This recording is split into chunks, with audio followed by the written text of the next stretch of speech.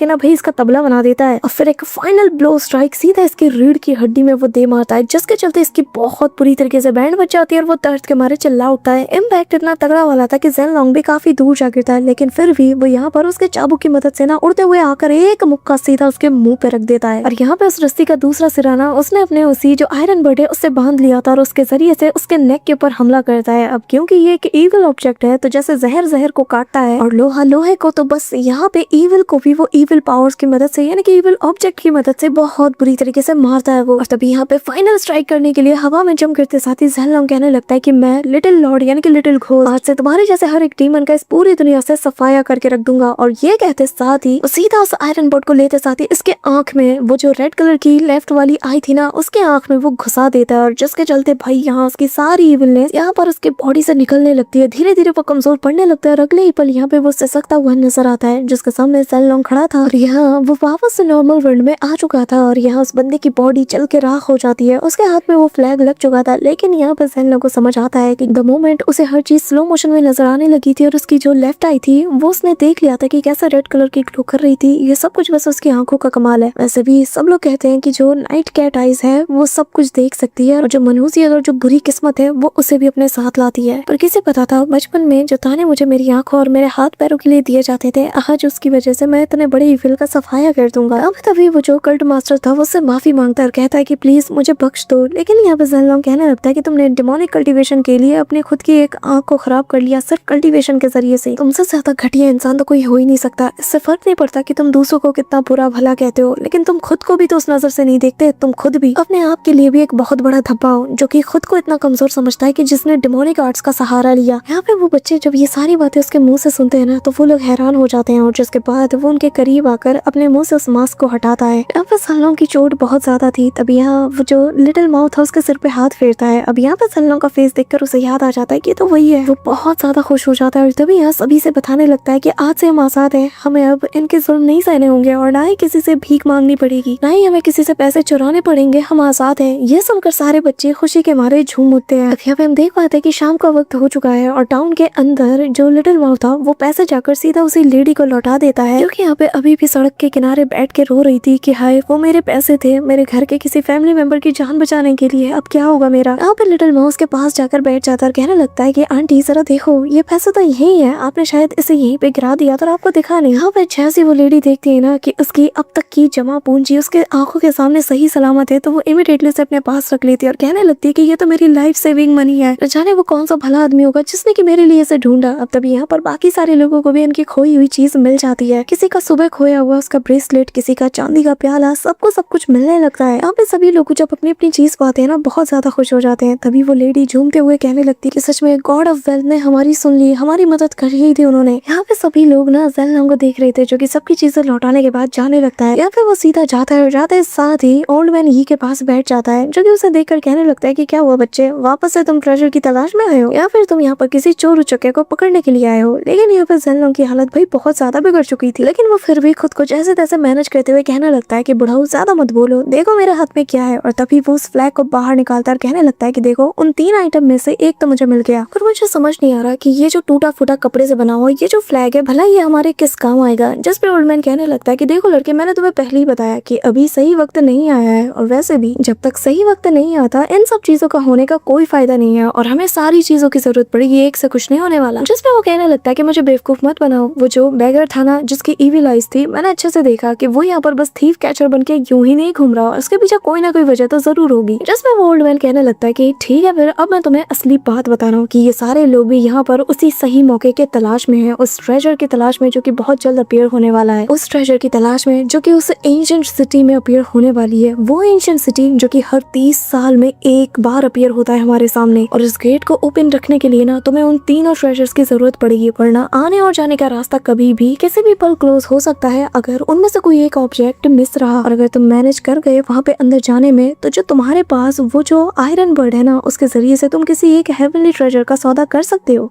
जिसके बाद वो ज़ेन लॉन्ग को एग्जैक्टली उसी लोकेशन में भेजता है जहाँ पर वो उसे भेजना चाहता था। वो बताता है कि रात के अंधेरे में तुम्हें टाउन के वेस्ट में जो फ्यूनरल शॉप है ना जो कि यहाँ पे ग्रेव के काफी अच्छे सामान को बेचता है और हर दिन उसकी सेल पहले से ज्यादा बढ़ती जाती है और तुम्हें ठीक ठाक सामान वहाँ पे मिल जाएगा, तुम्हें बस वहाँ जाना है और जाके इंतजार करना है, क्योंकि ये जो फ्यूनरल शॉप शॉप है। दिन के टाइम में ये फ्यूनरल के सारा सामान बेचता है, लेकिन रात के अंधेरे में ये दूसरों के ग्रेव्स में जाकर वहाँ पे खुदाई करता है और जितने भी जरूरी सामान होते हैं उन्हें निकाल लेता है। तुम्हें बस जाकर उसका जो ट्रंक है उसके नीचे जो स्टैक ऑफ जॉस पेपर है ना, उन सबको बाहर निकाल के लाना है। यहाँ पे सन लॉन्ग कहने लगता है कि पूरी जिंदगी गरीबी में जीने से अच्छा मैं आधी लग्जूरियस जिंदगी जीऊं। जब तक मैं मेरी सीनियर सिस्टर को एक अच्छी जिंदगी दे पा रहा हूँ उसके लिए मैं कुछ भी कर सकता हूँ। ये कहते हुए वो जैसे ही एक कदम आगे बढ़ाता है, भाई अंदर से इतना डरावना और खतरनाक सी जो ऑरा उसे फील होती है ना, उसका पैर वहीं फ्रीज हो जाता है। और एक पल के लिए हमें दिखाया जाता है कि यहाँ पर काफी सारे स्टैचूज जो कि जैसे इसी के इंतजार में बैठे हुए हैं, वो एक पल के लिए बाहर की ओर झांकते हैं और यहाँ पे उसे जैसे ही विजन नजर आता है वो दूर हट जाता है। बट सडनली एक हवा का तेज झोंका और सक्शन फोर्स दोनों मिलकर उसे अंदर की ओर खींच लेते हैं और ऐसा लगता है कि जैसे यहाँ पे कुछ हुआ ही नहीं था। और इसी के साथ गेट क्लोज हो जाता है। और गाइस इसी सीन के साथ हमारा आज का ये ब्रेकडाउन वीडियो यहीं पे एंड होता है और नेक्स्ट ब्रेकडाउन वीडियो में पता चलेगा कि आखिर जेन लॉन्ग के साथ उस फ्यूनरल शॉप के अंदर क्या होता है, क्योंकि अंदर काफी सारे इविल स्पिरिट्स उसके इंतजार में बैठे हुए हैं और ये लोग किस मकसद से आए हैं ये सारी बातें तुम्हें अगले वीडियो में पता चलेगा। सो गाइस अगर तुम वीडियो को यहाँ तक देख रहे हो, मेक श्योर कि तुम वीडियो को लाइक करके चैनल को सब्सक्राइब जरूर कर रहे हो। तो मिलता हूँ मैं तुमसे नेक्स्ट ब्रेकडाउन वीडियो के साथ, तब तक के लिए बाय।